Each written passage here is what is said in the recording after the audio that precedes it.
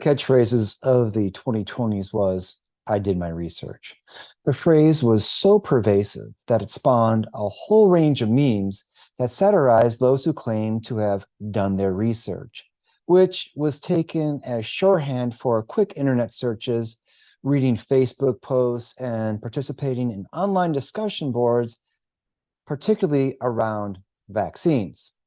These memes also compared these research efforts of individuals who perused online sites to actual scientific research efforts, drawing a distinction between the two. The point in these memes was to highlight the difference between levels of rigor in doing one's research or doing investigation. On the one hand, you might have people who have dedicated their education and careers to exploring some topic, developing deep levels of expertise on that topic, having a nuanced understanding, and making pioneering discoveries. On the other hand, you have people who looked at posts on the internet while lying in bed or perhaps even going to the bathroom.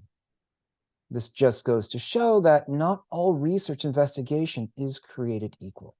Now, that's not to say that research and investigation can only be done by those who have advanced degrees, like me. As an educator, I'm always happy to see people, whoever they are, getting engaged in their own investigative processes by showing this curiosity and exploring some new topic. I can speak from experience in saying that it can be a challenge to get students actively interested in doing their own research projects or doing their own research. They often have this sense that research is not interesting, but in fact, pretty boring. A lot of this stems from having to do research on topics that they're not interested in and chosen by their professors. Sorry. What they don't consider is that we are constantly doing our research in all of our lives, every single day, whether it be exploring where to have dinner, who to have on our fantasy football or sports teams, both American football and European football, what kind of car to drive, where to live, what show should we binge watch next. Research is just part of our world, whether we acknowledge it or not. We are constantly doing our own research.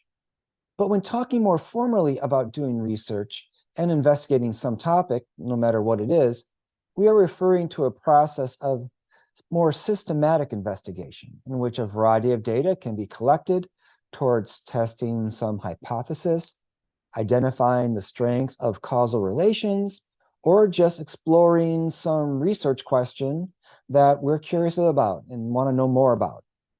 Generally speaking, when we do our research, we are trying to acquire new knowledge or replicate previous findings. Both have their place in the world of scholarly investigation, and both have a place in our lives. We might be trying to verify someone's recommendation through doing research, or we might be just trying to find something new by doing our own research. Additionally, part of doing an investigation is trying to understand what we know, what we don't know, what is knowable, and what is currently not knowable, or what we can't find out. Or, in the words of former Secretary of Defense Donald Rumsfeld, there are known knowns. There are things we know we know.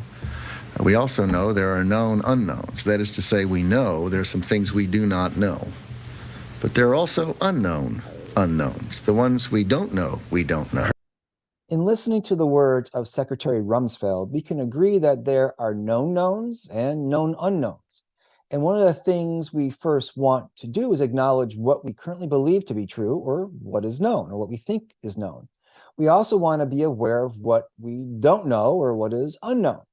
It can be tricky to know what we don't know, or to be aware of knowledge we don't have.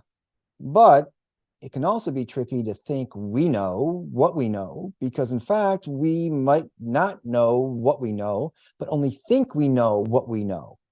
And by focusing on what we think we know, we will never be in a position to actually know. You know? In other words, we have to be willing to question our knowledge or assumptions about what we think we know. Additionally, we have to be willing to prove ourselves wrong as well. If all we're trying to do through our investigations is prove ourselves correct, then we are going to be prone to various types of cognitive bias, especially confirmation bias. For instance, in criminal investigations, law enforcement personnel can suffer from what is known as tunnel vision. When we suffer from tunnel vision, we can only see things from one point of view or can only consider one outcome or one goal. As a result, when police suffer from tunnel vision, they may not consider evidence that exonerates a suspect. Or if they do consider that evidence, they only consider it in terms of how it supports their point of view and conclusions, even if that evidence, in fact, does the opposite. This can happen more frequently than you think, or more frequently than we'd like to acknowledge. An example of this is a case of the Norfolk Four, which shows in real life how tunnel vision and confirmation bias can operate in a criminal investigation. 4 members of the U.S. Navy living in Norfolk, Virginia, were accused and falsely confessed to the murder of one of the men's wives. Even though there was no direct evidence that demonstrated their guilt, and in fact, there was plenty of evidence that showed their innocence, the police continued with their prosecution of the men. And this investigation actually broadened out to more men, the rest of whom did not confess to the murder. Ultimately, another person confessed to the crime, but this did not stop these 4 individuals from being found guilty, primarily as a result of their confessions. Now, if you want to learn more about this case and how tunnel vision and cognitive bias can operate, I really highly recommend that you take a look at the public broadcasting service documentary, The Confessions. One way we try to avoid confirmation bias and tunnel vision is by trying to prove our assumptions wrong, or trying to prove what we think we know to actually not be what is true in fact. In scientific research, that involves hypothesis testing, where we refer to this as trying to confirm the null hypothesis and trying to reject the alternate hypothesis. The null hypothesis states that our independent variable, whatever that variable is going to have no impact whatsoever or not a significant impact on our dependent variable. Conversely, the alternate hypothesis is that our independent variable will have a significant impact. When I say significant, I mean statistically significant, on our dependent variable. We should be trying to accept the null hypothesis and reject the alternate hypothesis, which might seem the opposite of what you would think we'd be trying to do. After all, wouldn't we want to prove ourselves right in terms of the hypothesis that we created?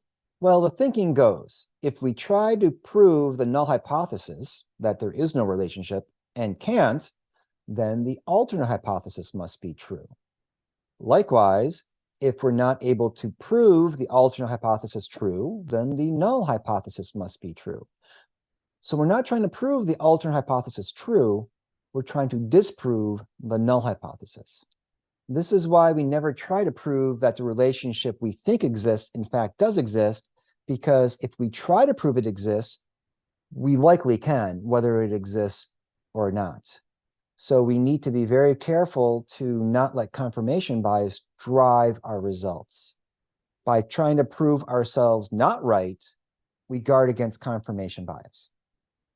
Another aspect of doing our research is what kind of data are we collecting? Is it primary data, for instance, or is it secondary data? Primary data is data that we collect ourselves through some kind of research methods. Secondary data, on the other hand, is data that someone else collected. Now, both have their advantages and disadvantages. With data we collect, we at least know how we collected it. We know the shortcomings of how we collected it. We also know the advantages and the strengths of how we collected it. Using someone else's data, on the other hand, has the advantage of being pretty convenient because it was already collected. We can use it. On the other hand, it has the limitation that we might not be completely aware of how it was collected or what it represents. We have to be very careful when we are trying to use it. Secondly, when evaluating the data we are using, we need to think about the kind of data we are using. Are we using quantitative or numeric data? Are we using qualitative or non-numeric data? Or are we using a combination of both? Increasingly, researchers are opting for multi-methodological approaches in their research projects that use different data types. Having various types of data and data collection methods helps us to better triangulate our findings. Triangulation is simply developing findings that are more valid and reliable through the use of multiple types of data collection techniques and types of data. Third, you should think about what sources of information and analysis are you utilizing and how reliable and reputable are they? It always is a good idea to have a healthy sense of skepticism when evaluating other materials. This is where the idea of media literacy comes in and becomes very important, as well as information literacy. Media and information literacy refers to our ability to examine and evaluate information and sources of information. Additionally, we can include how we create and disseminate information through social media as well when we're talking about media and information literacy. We can use this UNESCO infographic on 5 laws of media and information literacy to help achieve better literacy. What makes something more reputable might be challenging to identify. It might be easier to identify at first what is less reputable or not reliable. What is intentionally inflammatory, what is laden with negative emotional content, which can be used to manipulate us and to get us to think in terms that aren't rational but more emotional. Finally, we can consider asking experts. We can ask those who have some expertise and are often happy to share their knowledge with others. I know as a college professor, if anybody ever asks me what I think, always happy to tell them. If you are trying to investigate some topic, problem, or challenge, find those who have deep areas of specialized knowledge. It then becomes your job in trying to bring these pieces together. And just because someone has deep knowledge in an area of expertise doesn't mean that you should just accept what they say. Always important to critically think, critically evaluate, critically examine what they say like you would any other source of data. Now, here are some tips that you can use to help in your investigations. First, become more familiar with different data collection techniques. This will not only help you collect your own data when possible and when necessary, but also it will help you evaluate the data that was collected by others. Map out what types of data and research methods you typically rely upon, and determine what is being missed by your reliance on that kind of data and on those kinds of methods. For instance, people are often relying on survey methods. Surveys can be a great tool, but also if all you're using is a survey, there are some important blind spots that might be generated by those surveys. Second, keep a list of all information sources that you utilize. Try to avoid general descriptions such as this is a liberal source, or this is a conservative source, or some other general political type of classification. Rather, explore the way in which stories in these sources are covered and conveyed, as well as what kinds of opinions they provide and generate. What are the points of view that are being encouraged, that they're trying to get you to take? Is the coverage nuanced or simplified into us and them kind of depictions? Us and them depictions can lead to emotional responses rather than thoughtful ones. So we want to be very careful of those. Now, thankfully, there is an increasing amount of academic literature that you can get online. Previously, you had to have a library card or have a search account through a university to have access to this information. But through sites such as Google Scholar, ResearchGate, academia.edu, you can get access to more peer-reviewed material on different topics. Just because it's peer-reviewed or comes from academic sources doesn't mean that you shouldn't look at it without skepticism or shouldn't look at it critically, but usually peer-reviewed sources can be a bit more reliable because it's gone through some additional quality control steps that vetted the content in those articles. Finally, seek out additional training in media and information literacy.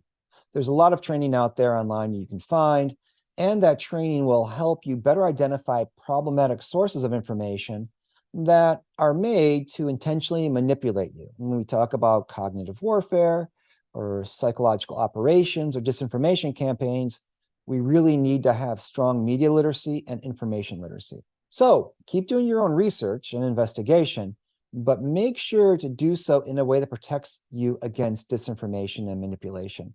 And make sure you share your own tips, tricks, techniques in the comments, in the chat, to share with others so that you can help them develop their own investigative tools. Thanks.